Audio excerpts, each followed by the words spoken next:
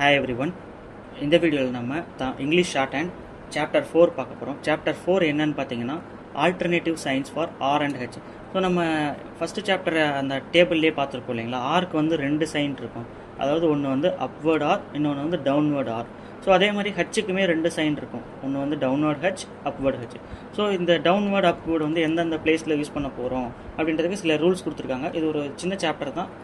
So but வந்து கொஞ்சம் இம்பார்ட்டண்டான சாப்டர். அதை வாங்க பார்ப்போம்.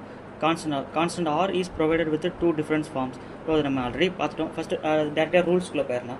Initial R is written downward when preceded by a vowel sound. So ஆருக்கு முன்னாடி vowel sound வந்துச்சு, vowel சவுண்டில் ஒரு வேர்ட் ஸ்டார்ட் ஆகி அதுக்கப்புறம் ஆர் வந்துச்சு அப்படின்னா நம்ம இந்த டவுன்வேர்டு ஆரை தான் யூஸ் பண்ணுவோம். இப்போ எக்ஸாம்பிள் பாருங்கள், ஓர் அப்படின்றது ஓன்றதுக்கு நம்ம வவல் சவுண்ட் இல்லைங்களா, அதுக்கப்புறம் ஆர் வருது. அப்போ என்ன பண்ணுவோம், டவுன்வேர்டு ஆர் எழுதிட்டு ஓக்கான வவல் சைன் வைப்போம்.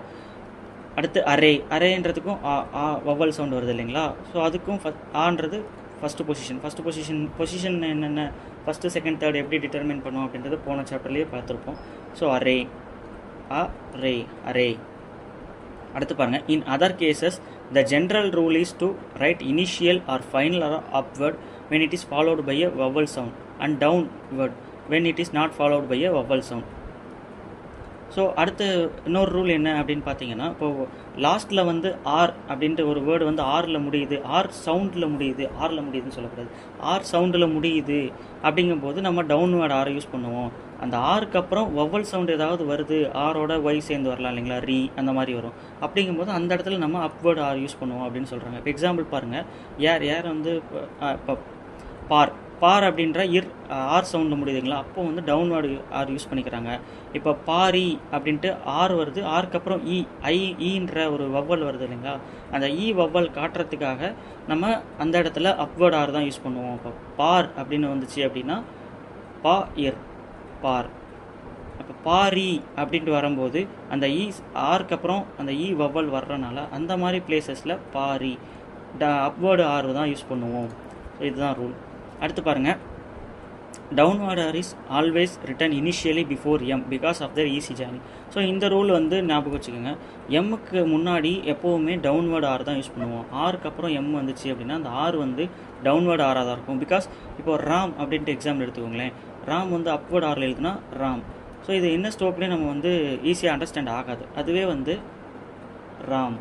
ஸோ இந்த மாதிரி இருக்கும்போது உங்களுக்கு ஈஸியாக கன்வீனியண்ட்டாக எழுதுறதுக்கும் ஈஸியாக இருக்கும், படிக்கிறதுக்கும் ஈஸியாக இருக்கும். அப்படின்றதுனால எம்க்கு முன்னாடி எப்போவுமே டவுன்வேர்டு ஆர் தான் வரும் அப்படின்ட்டு சொல்கிறாங்க. அடுத்து கான்சோனன்ட் ஹெச்சுக்குமே வந்து 2 ஸ்டோக் இருக்குதுன்னு பார்த்தோம். ஸோ இதில் வந்து upward form of H is most commonly used. மோஸ்ட்டாக வந்து நம்ம அப்வேர்டு ஹெச் தான் யூஸ் பண்ணுவோம். ஸோ டவுன்வேர்டு ஹெச் எங்கெல்லாம் யூஸ் பண்ணுவோன்னு பாருங்களேன், கே இந்த 2 வந்து ஹெச்சுக்கு அப்புறம் வந்துச்சு அப்படின்னா அந்த இடத்துல நம்ம வந்து டவுன்வேர்டு ஹெச் வந்து யூஸ் பண்ணுவோம் அப்படின்றாங்க. பிகாஸ் நம்ம இப்போ ஹேக் அப்படின்றதே வந்து இப்படி எழுதணும் அப்படின்னா இது கன்வீனியண்ட்டாக இருக்காது, வேறு இது வந்து ரொம்ப கன்வீனியண்ட்டாக இருக்கும். அப்படின்றனால இந்த மாதிரி அந்த கே அண்டு ஜிக்கு மட்டும் டவுன்வேர்டு ஹெச் யூஸ் பண்ணிக்கலாம் அப்படின்ட்டு சொல்கிறாங்க. ஸோ ரூல்ஸ் அவ்வளோதான் இந்த சாப்டரில். தென் வந்து எக்ஸாம்பிள்ஸ் கொடுத்துருக்காங்க, எக்ஸசைஸ் கொடுத்துருக்காங்க. எக்ஸசைஸில் இது ஒன்று ரீட் பண்ணி பார்த்துட்டு அதுக்கப்புறம் வந்து ஹோம்ஒர்க் ப்ராக்டிஸ் பண்ணுங்கள். அடுத்து எக்ஸசைஸ் 14 அப்படி தான் வேர்ட்ஸ் கொடுத்துருக்காங்க. வேர்ட்ஸ் ஒன்று எழுதி பார்த்துட்டு இந்த மாதிரி எழுதி பாருங்கள், எழுதி பார்த்துட்டு தென் வந்து ஹோம்ஒர்க் பண்ணுங்கள். அடுத்து கிராமலாக்ஸ் வருது பார்த்தீங்களா, கிராமலாக்ஸில் பி ஸ்டோக்கு 3rd பொசிஷனில் போட்டாங்க அப்படின்னா புட். அதுவே வந்து டார்க் பி ஸ்டோக் வந்து 2nd பிளேஸில் போட்டால் பி. அதுவே 3rd பிளேஸில் டார்க் ஸ்டோக் போட்டோம்னா டு பி. அடுத்து டி ஸ்டோக்கு லைட் டி ஸ்டோக் போட்டோம்னா 2nd பிளேஸில் இட். அடுத்த டார்க்கு டி ஸ்டோக்கு ஃபஸ்ட்டு பிளேஸில் போட்டோம்னா ஹேட். ஃபஸ்ட்டு பிளேஸில் போட்டால் ஹேட், 2nd பிளேஸில் போட்டோன்னா டூ. ஸோ இதெல்லாம் வந்து நீங்கள் ஃபஸ்ட்டு ஞாபகம் வச்சுக்கணும். ஃபஸ்ட்டு பிளேஸில் போட்டால் ஹேட் வரும், 2nd பிளேஸில் போட்டால் டூ வரும், 3rd பிளேஸ்க்கு வந்து டிஃப்ரென்ஸ் ஆர் டிஃப்ரெண்ட். இது உங்களுக்கு எக்ஸாம்பிள் வந்து ஃப்ரேசஸில் வர எக்ஸாம்பிள்ஸ் வந்து பார்க்க உங்களுக்கு வந்து ஈஸியாக அண்டர்ஸ்டாண்ட் ஆகும், மெமரி ஆயிரும். அடுத்து வந்து மச்சுக்கு சேஸ் சிம்பிள், சைன் வந்து ஃபஸ்ட்டு பொசிஷனில் போட்டிருக்காங்க. அடுத்து விச்சு வந்து அதே சிம்பிள், அதாவது லைட் 2nd பிளேஸில் போட்டிருக்காங்க.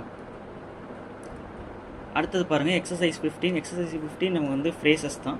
ஃப்ரேசஸ் வந்து ஒரு வாட்டி படித்து பார்த்துட்டு அதுக்கப்புறம் நீங்கள் வந்து ஹோம்ஒர்க் ப்ராக்டிஸ் பண்ணுங்கள். சேம் 16மே வந்து பேராகிராஃப் கொடுத்துருக்காங்க. இது ஒரு வாட்டி ஸ்ட்ரோக் ட்ரை பண்ணி பார்த்துட்டு அதுக்கப்புறம் ஹோம்ஒர்க் ட்ரை பண்ணுங்கள். ஸோ இது வந்து ரொம்ப சின்ன சாப்டர் தான். RH வந்து 2 ஸ்ட்ரோக்ஸ் 2 சைன்ஸ் வந்து நமக்கு கொடுத்துருக்கறனால அப்வர்ட் டவுன்வர்டு வந்து எந்தெந்த பிளேஸில் அப்வர்ட் யூஸ் பண்ணுவோம், எந்தெந்த பிளேஸில் டவுன்வர்டு யூஸ் பண்ணுவோன்ட்டு சம் ரூல்ஸ் கொடுத்துருக்காங்க. அவ்வளோதான் அந்த சாப்டர். ஸோ இந்த சாப்டரில் சாப்டர் 4ல் உங்களுக்கு ஏதாவது டவுட் இருந்துச்சு அப்படின்னா கீழே கமெண்ட் பண்ணுங்கள், கிளாரிஃபை பண்ணிடலாம். ஃபைனலி தேங்க்ஸ் ஃபார் வாட்சிங்.